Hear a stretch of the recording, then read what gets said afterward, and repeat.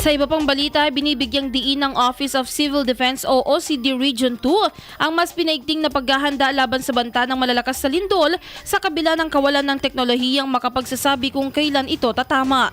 Sa isinagawang 108th APAP Cagayan Valley sa Togto, Kawayan, sinabi ni OCD Region Office 2 o Regional Office 2 Chief DRRMC Officer Ronald Villa na nananatiling hamon ang kawalan ng instrumento para matukoy ang eksaktong oras at petsa ng lindol. Ngunit nakalatag na ang mga plano upang mapalakas ang kakayahan ng rehiyon sa pagtugon. Isa sa mga pangunahing programa ang Oplan Saranay, kung saan nakasaad ang mga resources at tulong na maaaring i-deploy mula sa mga lokal na pamahalaan ng Region 2 patungo sa Metro Manila sakaling tumama ang tinaguriang The Big One. Kasama rin sa plano ang pagsasagawa ng mga panggabing earthquake drills upang masukat ang kahandaan ng mga komunidad kahit sa oras ng pagtulog at ang pagpapatatag ng rescue teams na handang magresponde anumang oras.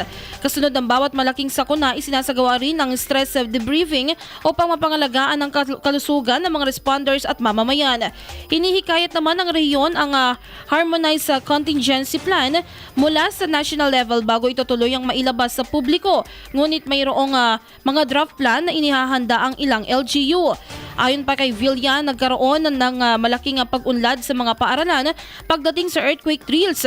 Marami ng estudyante at guro ang tinuturuan ng basic search and rescue techniques at mayroon na ring sapat na kagamitan para sa initial response kung sakaling tumama ang isang malakas na lindol.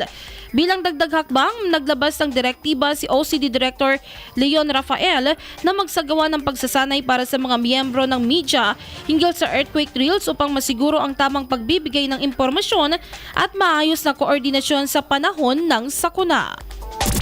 IFM News.